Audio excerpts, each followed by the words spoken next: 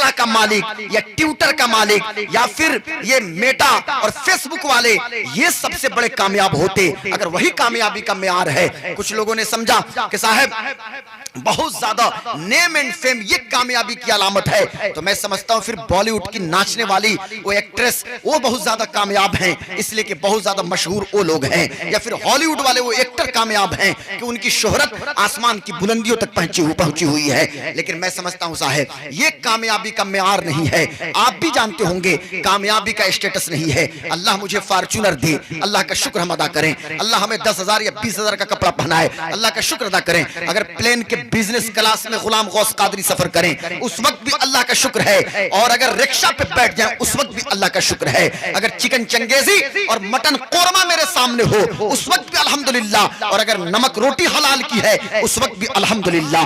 ये हमारी सूरत होनी चाहिए। कामयाबी का मेयार और स्टेटस क्या है तो गुलाम गौस कादरी को कह लेने दो, ये कामयाबी का मेयार और स्टेटस नहीं है जो हम लोगों ने समझा है, बल्कि कामयाबी का मेयार क्या है। एक मुसलमान की बात मैं कर रहा हूं, मैं वारन बफेट की बात नहीं करता, मैं एलन मस्क की बात नहीं करता, मैं अमेरिका के प्रेसिडेंट जो बाइडेन की बात नहीं करता, मैं उन लोगों की बात नहीं कर रहा हूं, न तो मैं गौतम अडानी और न मुकेश अंबानी की बात कर रहा हूं। बात उनकी हो रही है जिनकी जबान पे ला इलाहा इल्लल्लाह मुहम्मदुर रसूलुल्लाह मौजूद है। बात उनकी हो रही है कि जिनके दिलों में मुस्तफा जाने आलम की मोहब्बत मौजूद है। बात उनकी हो रही है जो कहते हैं कि हम गौसे आजम के दीवाने हैं। बात उनकी हो रही है जो कहते हैं हम गरीब नवाज के मत वाले हैं। बात उनकी हो रही है जो कहते हैं हम साबिर कलियर के मानने वाले हैं। बात उनकी हो रही है जो कहते हैं मखदूम सिमना वाले हम हैं। बात उनकी हो रही है जो कहते हैं इमाम अहमद रजा खान के हम मानने वाले हैं। मैं कहता हूं हमारे लिए कामयाबी का स्टेटस और मेयार वो नहीं है, तो फिर क्या है आप मुझसे पूछेंगे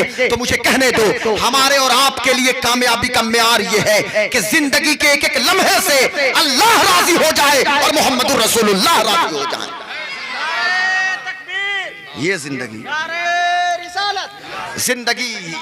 जिंदगी ये नहीं है किसी के लिए, जिंदगी है मेरे हजरत मेरे ताजो शरिया मेरे पीरो मुर्शिद अर्ज करते हैं कि जिंदगी ये नहीं है किसी के लिए, जिंदगी है नबी की नबी के लिए। ना समझ मरते हैं जिंदगी के लिए, जीना मरना है सब कुछ नबी के लिए। मसलके आला हजरत पे कायम रहो, जिंदगी दी गई है इसी के लिए। मसलके आला हजरत सलामत रहे, एक पहचान दीने नबी के लिए। मैं अर्ज ये करना चाहता हूं मेरे दोस्तों, हम इस दुनिया में क्यों आए हैं, हमारी पैदाइश का मकसद क्या है। हर मुसलमान गौर करे, ये खिताब पूरी दुनिया के लोगों के लिए नहीं हो रहा है। हालांकि इस्लाम एक यूनिवर्सल दीन का नाम है, एक आफाकी मजहब इस्लाम है। कुरान मुकद्दस के अंदर अल्लाह इरशाद फरमाता है मुसलमान के बेटे को खबर कहां है कि कुरान की तिलावत करे, उसे तो सोशल मीडिया के सोर्सेस ने मुसलमान के बच्चों के वजूद को तबाह बर्बाद कर दिया है। मैं मानता हूं हजरत कि दम्माम और जुबैल ने हमें बहुत कुछ अता किया है। मैं मानता हूं कि अरब ने इकोनॉमिकली हमें मजबूत तो किया है, लेकिन आज हमारी नस्लें बिगड़ती हुई नजर आ रही हैं। आज हमारी बेटियां हमारे कंट्रोल में नहीं है,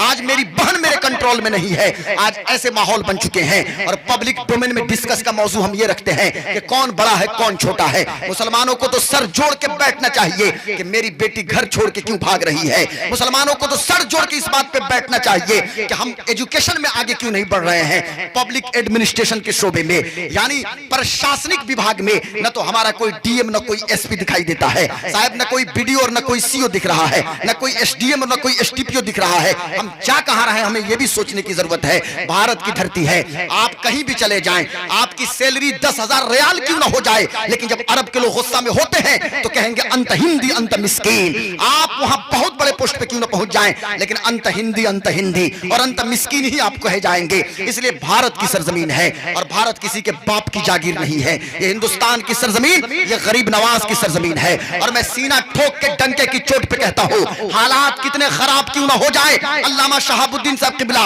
हालात लोग लाख खराब कर लें और बना दें, लेकिन भारत के मुसलमानों की हिफाजत की जमानत गरीब नवाज ने लिया है अपने हाथों में। और याद रखिएगा कि सुल्तानुल हिंद ख्वाजा मोइनुद्दीन चिश्ती को पब्लिक मैंडेट की बुनियाद पे ये सुल्तान नहीं बनाए गए हैं या किसी के वोट की बुनियाद पे इनको भारत की सुल्तानी 5-10 साल के लिए नहीं मिली है, बल्कि कयामत तक के लिए मोहम्मदुर रसूलुल्लाह ने गरीब नवाज को सुल्तानुल हिंद बना के भेजा है। ये सुल्तानुल हिंद गरीब नवाज है। इसलिए हमें गौर करना होगा کہ ہماری زندگی کا مقصد کیا ہے, ہم کیوں پیدا ہوئے ہیں. کبھی غور تو ہم کریں, ہمارے آنے کا مقصد کیا ہے, ہماری زندگی کا مقصد کیا ہے, ہم اس دنیا میں کیوں آئے ہیں. میں کہنا یہ چاہتا ہوں میرے دوستو, اب میں نوجوانوں سے خاص طور سے ایک دو باتیں کروں گا. قوم کے نوجوانوں ذرا توجہ سے آپ سنیے گا, گفتگو چونکہ بہت لمبی ہو جائے گی, بات سے بات نکلے گی. بات یہی چل رہی ہے سورۃ المومنون کی آیت نمبر 115, افحسبتم انما خلقناکم عبثا, کیا تم یہ گمان کرتے ہو کہ اللہ نے تمہیں بیکار پیدا کیا. بھائی ہماری زندگی کا ایک مقصد ہے, اللہ نے کسی چیز کو بیکار نہیں پیدا کیا, اور ہم تو اشرف المخلوقات ہیں, ہم تو انسان ہیں. اور انسان ایک چیز اور میں بتاؤں کہ انسان کو بھی یہ مقام اس لیے نہیں ملا کہ وہ انسان ہے, بلکہ انسان کو یہ اشرفیت اس لیے حاصل ہوئی کہ انسانوں میں محمد الرسول اللہ کو بھیجا گیا ہے. جس کو بھی جو منصب ملا ہے میرے پیارے آقا کے صدقے میں منصب ملا ہے, محمد الرسول اللہ کے صدقے میں جس کو جو فضیلت حاصل ہے, اللہ کے بعد اگر کوئی ہے, اللہ تبارک و تعالی کے بعد اس کائنات میں تو محمد الرسول اللہ صلی اللہ علیہ وسلم ہیں, میرے پیارے آقا سرور کائنات صلی اللہ علیہ وسلم. تو بات یہ چل رہی تھی کہ ہم حضور کے غلام ہیں, حضور کی امتی ہیں. ہماری اور آپ کی پہچان یہ شیخ پٹھان اور یہ سید اور انصاری اور یہ فلانا اور یہ چلانا, یہ فارورڈ اور بیکورڈ, یہ ہماری پہچان نہیں ہے. ہماری ایک پہچان ہے کہ ہم غلام مصطفیٰ ہیں, ہم محمد الرسول اللہ کے غلام ہیں. فارورڈ اور بیکورڈ کے نام پہ پارٹیشن در پارٹیشن در پارٹیشن, اس قدر پارٹیشن اور تقسیم کے شکار ہم ہوئے کہ صاحب یہ فلاں ہیں تو یہ چلا ہیں, یہ ماحول ہم نے بنا دیا ہے. لیکن ہماری پہچان کیا ہے کہ کنتم خیر امہ اخرجت للناس تأمرون بالمعروف وتنہون عن المنکر, آپ بہترین امت ہیں, خیر امت کے منصب پہ آپ کو فائز کیا گیا ہے. اور میرے باپ دادا, اب میں کہوں کہ غلام غوث قادری کے پردادا, ہمارے پردادا شیخ عطا حسین صاحب خواصپور کے بہت بڑے نواب تھے, اور صحیح میں میرے پردادا نواب تھے. تو اس کا کیا مطلب ہو گیا, پردادا نواب تھے تو میں کیا ہوں یہ بھی تو دیکھنا ہوگا نا حضرت, ہمیں غور کرنا ہوگا.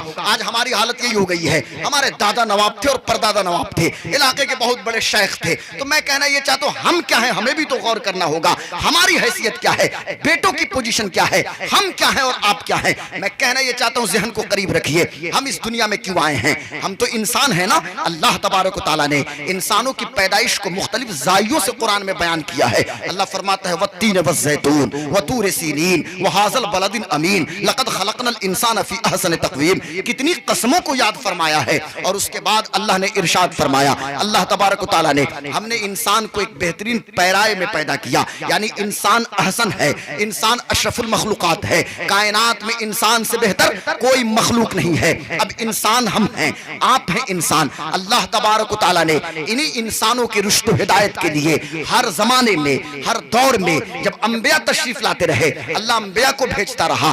آخری نبی بنا کے امام الانبیاء, سید الانبیاء, نبی الانبیاء, خاتم الانبیاء, تاجدار ختم نبوت, آمینہ کے لال محمد مصطفیٰ صلی اللہ علیہ وسلم کو اللہ تبارک و تعالیٰ نے اس خاکدان گیتی پہ مبعوث فرمایا. میرے آقا تشریف لائے. اب یہ اسلام چونکہ دنیا میں غالب ہونے کے لیے آیا ہے, یہ ہمیشہ ذہن میں بات رہے, اسلام جو دین ہے نا یہ دین فطرت ہے, یہ اسلام کبھی مغلوب نہیں رہے گا. اسلام ایسا دین ہے جو دنیا میں غالب ہونے کے لیے آیا ہے. صاحب ہم تو اس وقت بھی غالب تھے جب ہم بدر میں 313 تھے, ہم تو اس وقت بھی غالب تھے جب احد میں ہم 1000 تھے, ہم اس وقت بھی غالب تھے جب خندق میں ہم موجود تھے, ہم تو اس وقت بھی غالب تھے جب ہم خیبر میں موجود تھے, ہم بنو قریظہ میں بھی غالب تھے. اور جب فاروق اعظم اس منصب خلافت پہ براجمان ہوئے ہیں تو پھر دنیا نے اپنے ماتھے کی نگاہوں سے دیکھا کہ او عمر ابن خطاب, دعائے مصطفیٰ, طلب مصطفیٰ, مراد مصطفیٰ, دعائے مصطفیٰ, حضور کی دعا. عمر مدینے میں ہے, اور عمر کا نام اگر روم پہنچ جائے